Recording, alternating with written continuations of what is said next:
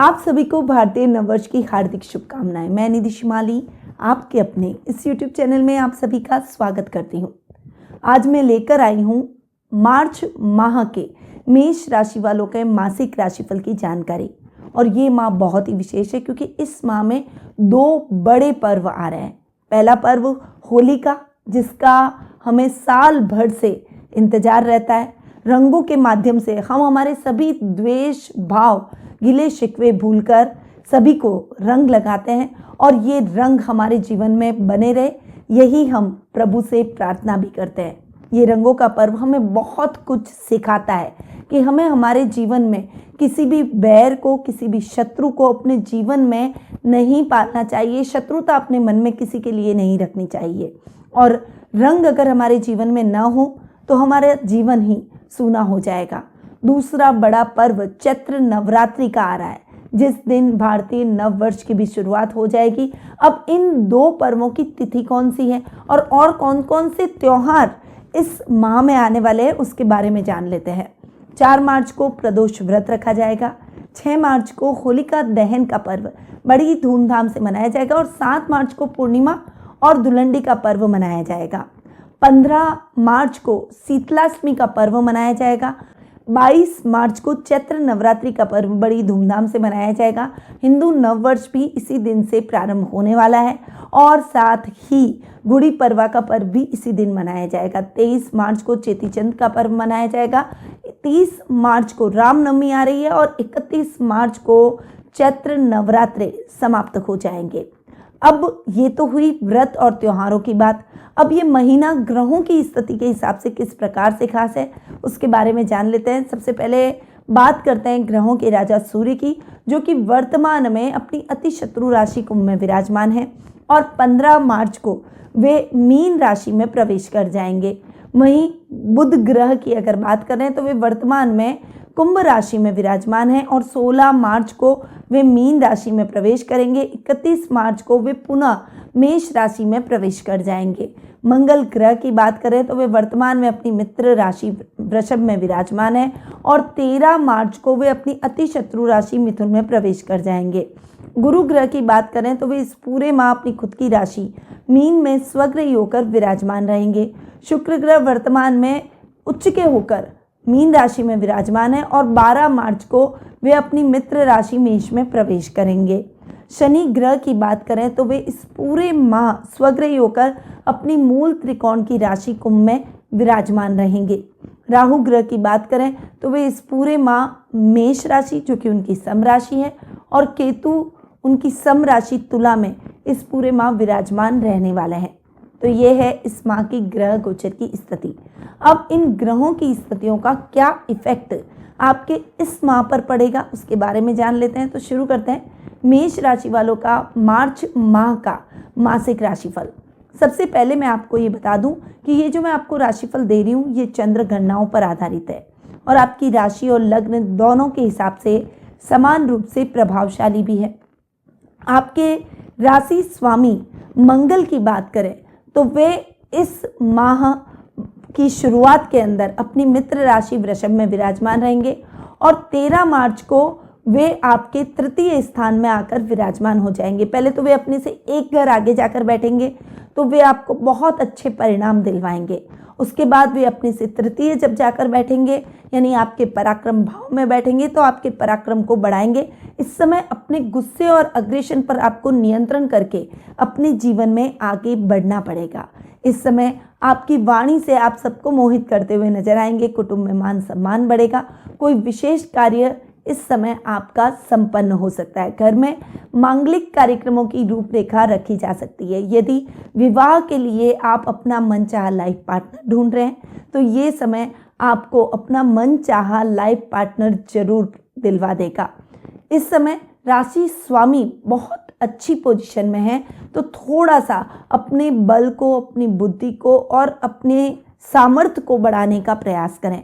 व्यापार में कुछ नई संभावनाओं के साथ आप आगे बढ़ेंगे तो व्यापार भी आपका आगे बढ़ता हुआ दिखाई देगा और आप व्यापार में बहुत अच्छी उन्नति और प्रगति करते हुए दिखाई देंगे। वहीं भाई बहनों का साथ और सहयोग आपको भरपूर मिलेगा। छोटे भाई बहनों के साथ आपका तालमेल बहुत ही अच्छा और सुदृढ़ रहेगा। अब मंगल आपके राशि स्वामी होने के साथ साथ आपके अष्टमेश भी हैं और अष्टम भाव के स्वामी अपने से सप्तम जाकर बैठे हैं। इस समय अष्टमेश का अपने से सप्तम जाकर बैठना आपके लिए बहुत ही बढ़िया, क्योंकि इस समय जो भी यात्राएं आपकी संपन्न होगी उन यात्राओं का प्रतिफल आपको बहुत ही अच्छा और सकारात्मक देखने को मिलेगा। इस समय आपको अपने गुप्त शत्रुओं से सावधान रहना पड़ेगा। जो कार्य कर रहे हैं उसमें बहुत सावधानी के साथ आपको इस माह आगे बढ़ने की आवश्यकता रहेगी। इस समय आप अपने अधूरे पड़े हुए सभी कार्यों को पूर्ण करने की तरफ अग्रसर होते हुए भी दिखाई देंगे। वहीं इस समय आप कोई भी काम हाथ में लेंगे तो उसे पूरा करके भी दम लेंगे। उसके बाद जब मंगल आपके पराक्रम भाव में आकर विराजमान होंगे तो अष्टमेश अपने से अष्टम बैठेंगे और 13 अक्टूबर के बाद का समय आपके लिए यात्राएं जो करवाएगा उसमें थोड़ी सी मुश्किलें आ सकती है, यानी आपका सामान चोरी हो सकता है। यात्रा के परिणाम आपको अपने लिए सकारात्मक नहीं मिल सकेंगे, तो थोड़ी सी आप में निराशा उत्पन्न हो सकती है। इस समय निराशा को स्थान न लेने दें और सोच समझ कर डिसीजन लें। जल्दबाजी में कोई भी डिसीजन लेने से बचें। तो ये तो हुई मंगल की बात। अब बढ़ते हैं आगे और आप जान लेते हैं आपके द्वितीय भाव के बारे में।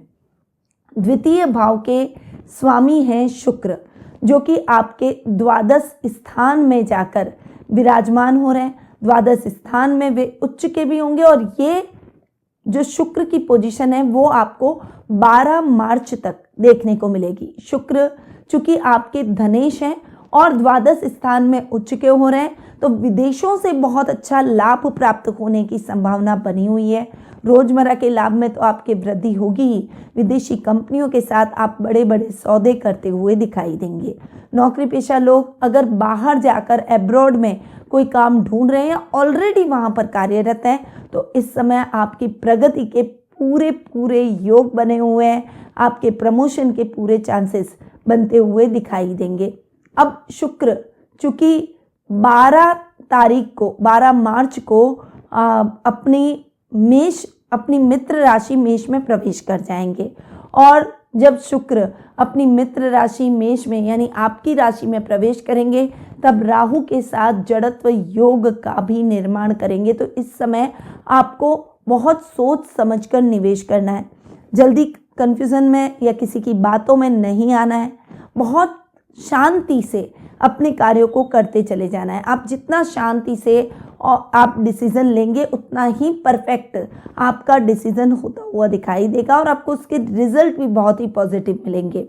वहीं शुक्र चूंकि आपके 7th हाउस के भी लॉर्ड हैं और सप्तमेश अपने से षष्ठम जाकर विराजमान हो रहे हैं। इस समय दाम्पत्य जीवन में किसी बात को लेकर उथल पुथल हो सकती है। हालांकि गुरु साथ में बैठे हैं, शुक्र उच्च के हो रखे हैं और 12 मार्च तक शुक्र उच्च के ही रहने वाले हैं, पर सप्तम भाव में चूंकि केतु बैठे हैं तो वे कुछ गलत फहमियों को बढ़ा सकते हैं और ये गलत फहमियाँ दाम्पत्य जीवन के लिए उचित नहीं है। इसीलिए एक दूसरे के साथ अच्छा तालमेल बनाकर रखें। छोटी छोटी बातों पर इरिटेट होने की अपेक्षा या एक दूसरे के साथ ईगो पालने की अपेक्षा एक दूसरे को सुने, उनकी बातों को समझें, क्योंकि दाम्पत्य जीवन में अगर हम एक दूसरे को नहीं समझेंगे तो दाम्पत्य जीवन की गाड़ी अटक सकती है, अटक कर चल सकती है। इसीलिए एक दूसरे को समझ के आगे बढ़ने का प्रयास करें। सप्तमेश शुक्र 12 मार्च को राहु के साथ आकर आपकी राशि में बैठेंगे और इस समय अपने ही घर पर दृष्टि भी डालेंगे। शुक्र का अपने ही घर पर दृष्टि डालना आपके दाम्पत्य जीवन में आ रहे मतभेदों को थोड़ा सा कम करेगा। इस समय एक दूसरे के नज़दीक आएंगे, मिसअंडरस्टैंडिंग खत्म हो जाएगी और अगर कोई गलत फहमियाँ हैं तो उसे बातचीत के द्वारा आप सॉल्व करने का प्रयास करेंगे। एक अच्छी पहल आपके द्वारा की जाएगी। वहीं आपके लाइफ पार्टनर के साथ में आपकी ट्यूनिंग और अधिक बेहतर होती हुई दिखाई देगी। विवाह में अगर कुछ बाधाएं आ रही है तो उन बाधाओं के लिए आप थोड़ा सा अपने आप को तटस्थ रखें। हर जगह जहाँ पर हम हमारे लाइफ पार्टनर के बारे में सोचते हैं, तब हम सोचते हैं कि ये होना चाहिए, वो होना चाहिए, वो होना चाहिए, पर क्या आपने कभी अपने अंदर झांक के देखा है कि आप क्या इतने परफेक्ट हैं जितनी आपकी एक्सेप्टेशन अपने भावी जीवन साथी के लिए होती है? इसीलिए ओवर एक्सेप्टेशन ना रखें। गलतियाँ सबसे होती है, कमियाँ सब में होती है, इसीलिए आप उन्हें लेकर चलेंगे और छोटी मोटी बातों को इग्नोर करके आप डिसीजन लेंगे तो आपको अपना मनचाहा लाइफ पार्टनर इस माह जरूर प्राप्त हो जाएगा। चलिए बढ़ते हैं आगे और जान लेते हैं तृतीय स्थान के बारे में। तृतीय भाव की अगर मैं बात करूं, तृतीय हैं बुध, जो कि आपके 11वें भाव में जाकर यानी लाभ भाव में जाकर बैठे हैं।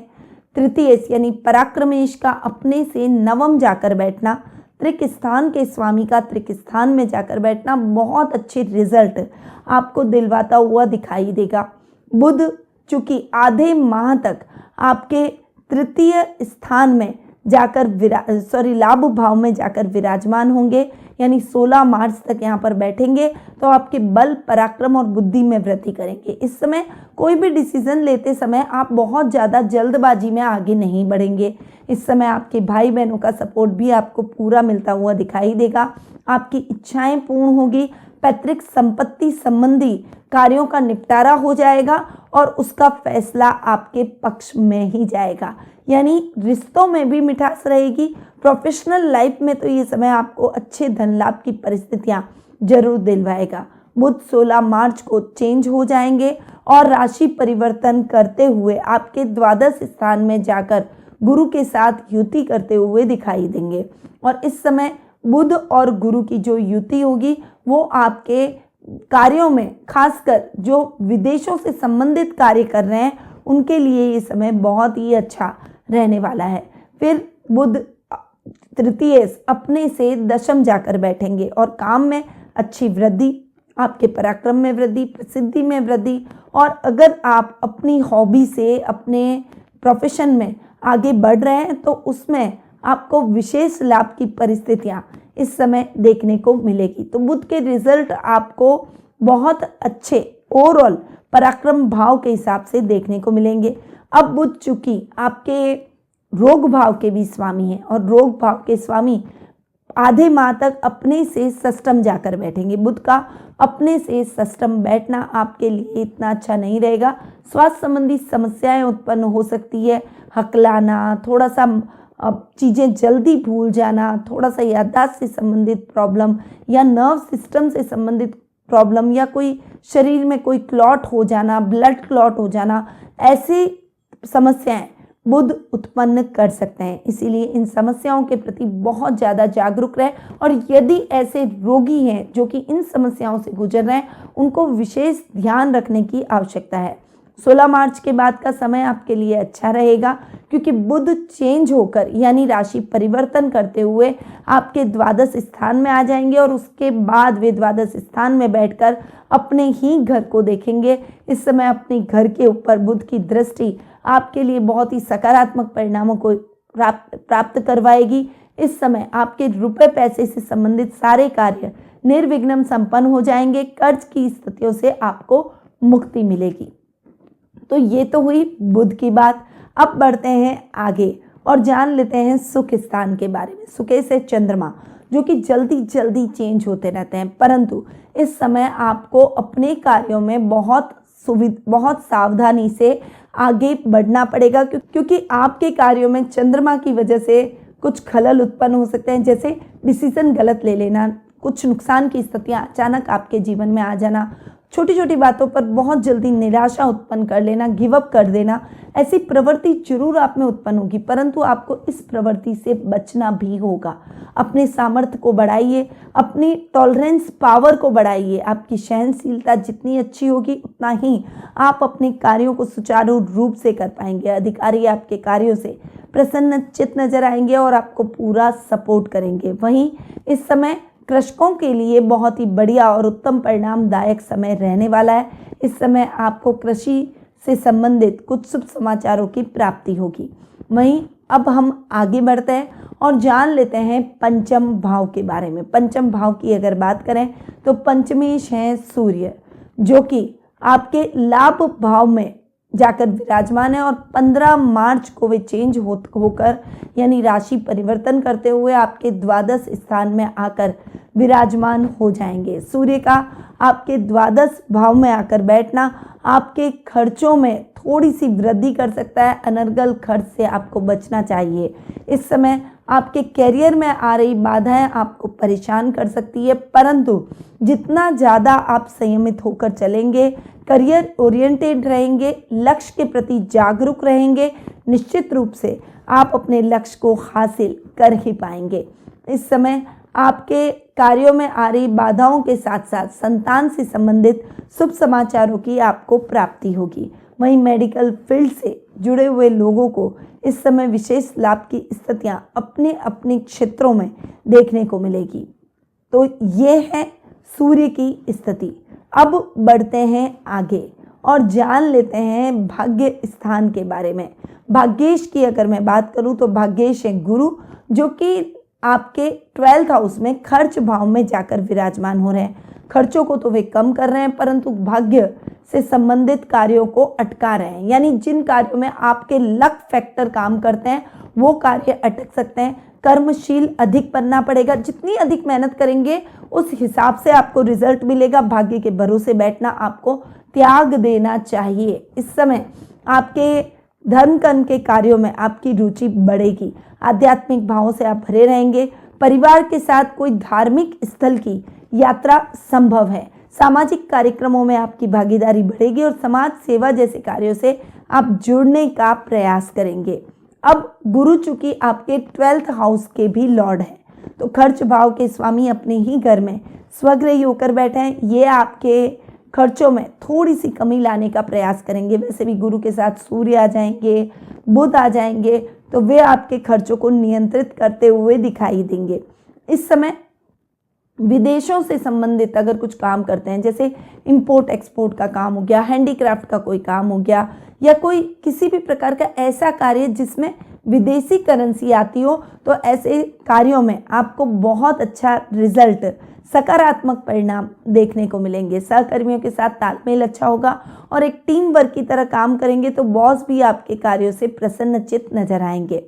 ये तो हुई गुरु की बात। अब बढ़ते हैं आगे और जान लेते हैं कर्म भाव के बारे में, यानी 10th हाउस के बारे में। 10th हाउस की अगर बात करूं तो 10th हाउस के लॉर्ड हैं शनि, जो कि अपने से एक घर आके और लाभ भाव में स्वग्रही होकर विराजमान है।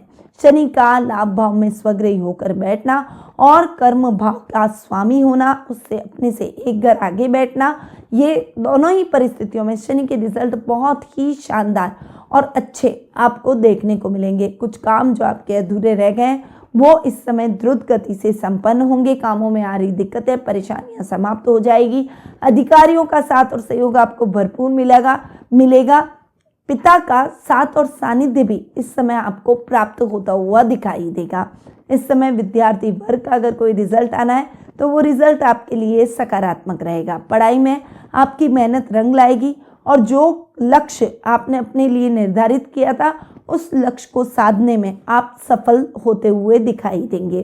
तो आपको इस समय शनि के रिजल्ट बहुत अच्छे मिलेंगे। अब शनि चूंकि आपके लाभ भाव के स्वामी हैं, लाभेश का अपने ही घर में स्वग्रही होकर बैठना आपके लाभ में उत्तरोत्तर वृद्धि करता हुआ दिखाई देगा। आकस्मिक लाभ की परिस्थितियां आपकी सुदृढ़ होगी। इस समय कार्य द्रुत गति से संपन्न होते हुए दिखाई देंगे। कामों में आ रही दिक्कतें और परेशानियां भी आपके जीवन से समाप्त होती हुई दिखाई देगी। तो ये समय आपके लाभ में उत्तरोत्तर वृद्धि करता हुआ दिखाई देगा। लाभ की स्थितियों को और अधिक अच्छा और बेहतर बनाता हुआ दिखाई देगा। तो शनि के रिजल्ट आपको बहुत अच्छे देखने को मिलेंगे। खासकर जो पेट्रोलियम पदार्थों से संबंधित कार्य करते हैं या ग्रॉसरी के व्यापारी हैं या कोई बड़ा खेती बाड़ी एग्रीकल्चर का काम आपका है, कोई बड़ी मशीनरी का काम आपका है, तो निश्चित रूप से आप सफलता को तय करेंगे। तो ये था मेष राशि वालों का मार्च माह का मासिक राशिफल। अब जान लेते हैं कुछ शुभ तिथियों के बारे में कि कौन सी तारीखें आपके लिए इस माह बहुत ही शुभ रहने वाली है। तो 1, 2, 6, 7, 11, 12, 15 से 20, 24 से 31 ये तारीखें आपके लिए बहुत ही शुभ रहेगी। और ध्यान देने योग्य यानी अशुभ तारीखों के बारे में भी जान लेते हैं। तो 3 से 5 तारीख, 8 से 10 तारीख, 13, 14, 21 से 23 तारीख, ये तारीखें आपके लिए थोड़ी सी केयरफुल रहने की है। इस समय आप थोड़ा सा ध्यान देकर अपने जीवन में आगे बढ़ें। वहीं शुभ रंग पर आते हैं। शुभ रंग की अगर मैं इस माह बात करूं तो आपके लिए सबसे अच्छा कलर रहेगा रेड, मरून और रानी। ये 3 कलर आपके लिए बहुत ही लकी रहने वाले हैं। इन रंगों का उपयोग आप ज़्यादा से ज़्यादा बार कर सकते हैं। अब आते हैं उपायों पर। उपायों की अगर बात करें तो मंगल ग्रह की पूजा आराधना आपको करनी चाहिए। प्रत्येक मंगलवार के दिन मंदिर जाकर हनुमान जी की पूजा आराधना करें और उन्हें बूंदी का प्रसाद जरूर अर्पित करें। किसी से कोई भी चीज़ उधार यानी मुफ्त में बिल्कुल भी आपको नहीं लेनी चाहिए। अगर आपका अपना बगीचा है तो मंगलवार के दिन अनार का पेड़ जरूर लगाएं और उसको जरूर सींचें। कोई भी महत्वपूर्ण कार्य करते समय लाल रुमाल अपने पास जरूर रखें। तो ये है कुछ विशेष उपाय जो कि आपके इस माह को और भी अधिक सरल और विशेष बना सकते हैं। अब अगर आप जानना चाहते हैं कि आपकी जन्म कुंडली और गोचर की स्थिति के आधार पर ये वर्ष आपके लिए कैसा रहेगा, भारतीय नव वर्ष के हिसाब से भी यदि आप अपने जीवन से संबंधित कुछ प्रश्नों के उत्तर प्राप्त करना चाहते हैं, जन्म कुंडली के माध्यम से सटीक उपायों के बारे में जानना चाहते हैं ताकि आने वाला समय आपके लिए और भी अधिक बेहतरीन और उन्नतिदायक रहे, तो टेलीफोनिक अपॉइंटमेंट और पर्सनल मीट के माध्यम से मुझसे जुड़ सकते हैं। अधिक जानकारी के लिए स्क्रीन पर दिए गए नंबरों पर जरूर संपर्क करें। अब मैं अपनी वाणी को यहीं विराम देती हूँ। स्वस्थ रहिए, व्यस्त रहिए, मस्त रहिए और हमेशा मुस्कुराते रहिए। जय श्री राधे कृष्णा।